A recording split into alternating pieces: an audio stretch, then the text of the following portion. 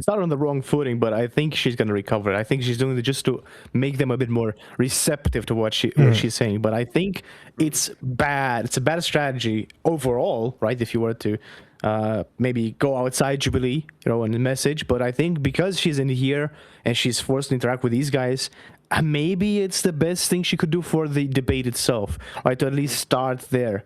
To at least appear as if they're operating on at least some starting common principle. It's an appeal to empathy in this case. We'll see how it goes on. I hope it's going to be more than this, though.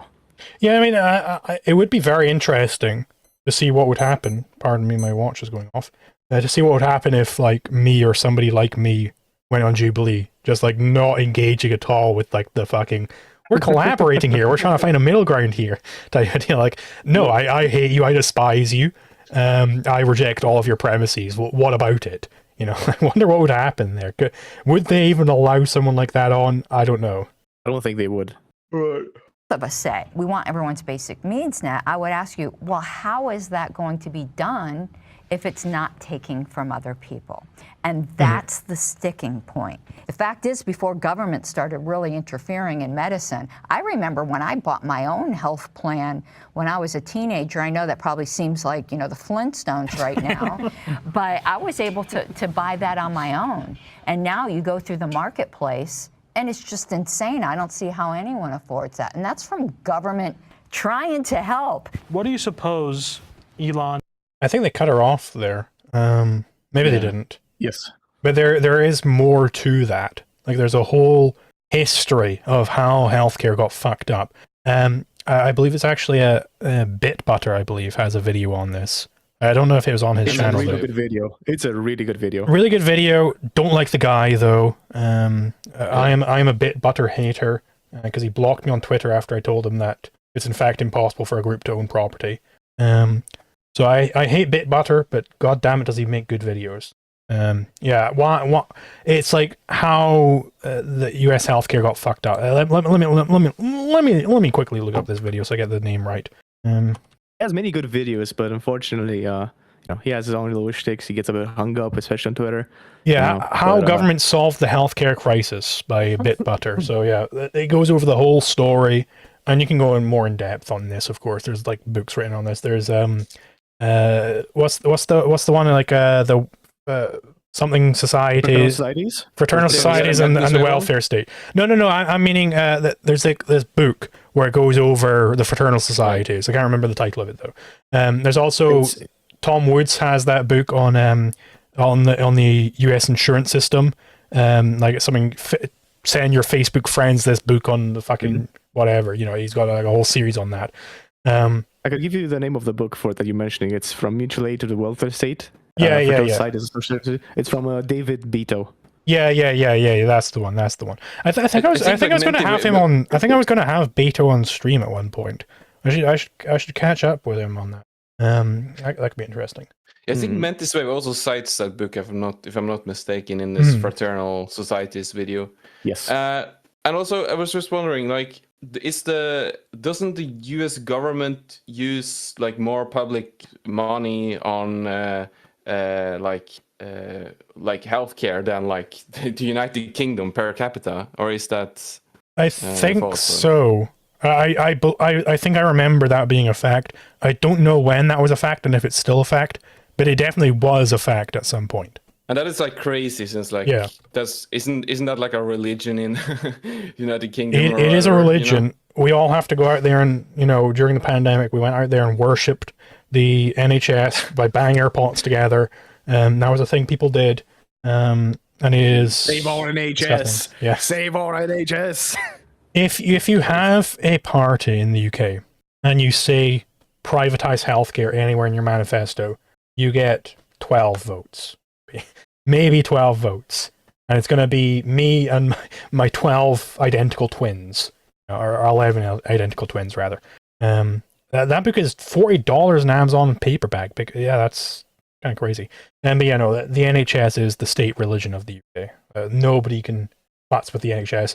People get really pissed off. People get really pissed off at the Conservatives because they didn't increase funding in the NHS as much as was happening in years prior. And that was the big like hammer against the Conservative Party is that they weren't increasing it at the same rate as was previously happening. They were still increasing the funding year after year, but it wasn't happening as quickly.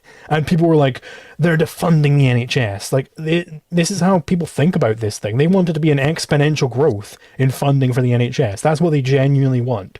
And they can't see that as more funding keeps getting pummeled into this thing, it keeps getting worse and worse and worse. And they can't connect the dots there.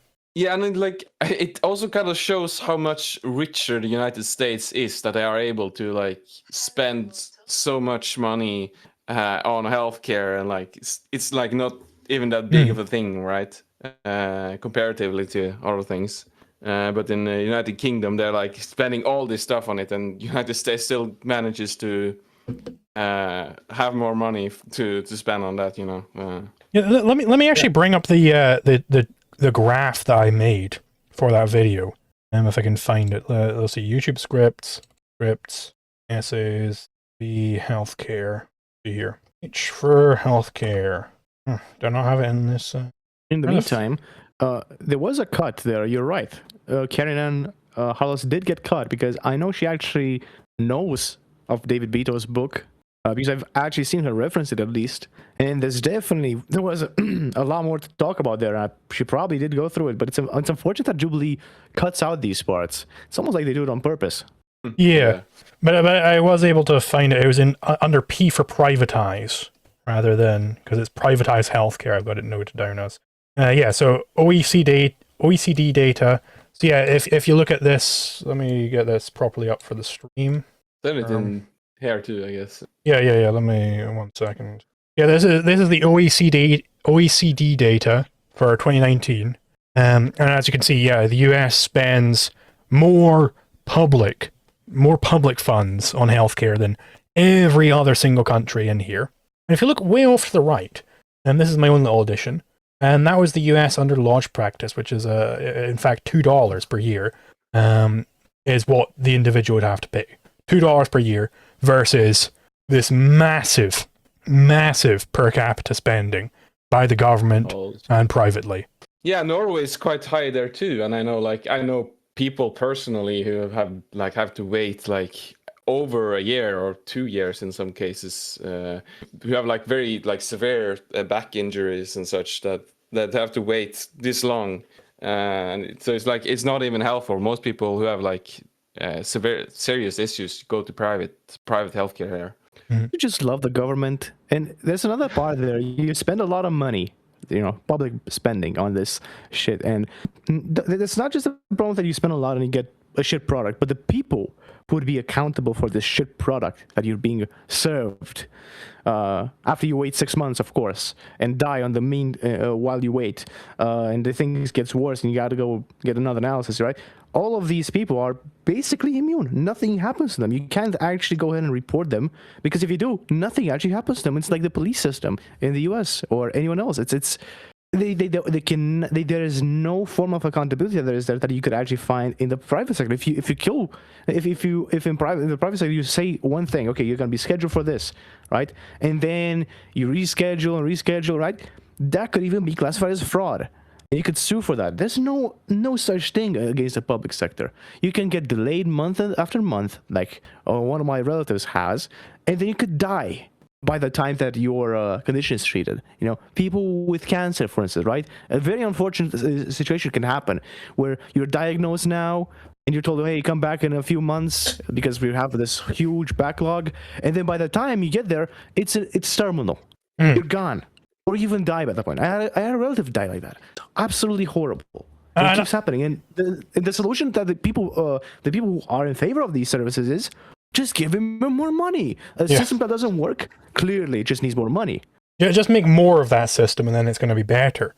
But I do want to pass on this advice to people. I heard this advice. I was on a train, and an NHS surgeon, I believe he was, or a doctor or something, he sat next to me on the train, and we got to talking. This is the advice he gave me if you want good service from the NHS. I presume it will work also for other state healthcare systems. It's not based on your need for how sick you are, how much treatment you get. It's based on how much you complain. So if you go in there and you've got some like long-term condition, keep writing to your MPs, keep writing to people in government, and they're going to get the fucking wheels moving because you're just so fucking annoying. You're going to be the most annoying motherfucker in the entire world. And they'll grease the wheels for you. They'll get you through the system. Because they don't want to fucking deal with you any longer. They don't want to, their higher ups keep saying, deal with this fucking person, you know, deal with them. This person's not getting dealt with. I'm going to lose votes because, you know, they'll grease the fucking wheels for you. And that's how you got to treat them. Don't treat them like they're people worthy of your respect. Treat them like a big socialist egregore. They're a barrier towards you getting what you need. They're just a barrier in your way. And you need to treat them like that. Don't treat them like they're a fucking person you're talking to. Treat them like a barrier in front of you continuing to live and be the most annoying motherfucker ever. And they're going to pay way more attention to you. They're going to help you way more. Okay, that's the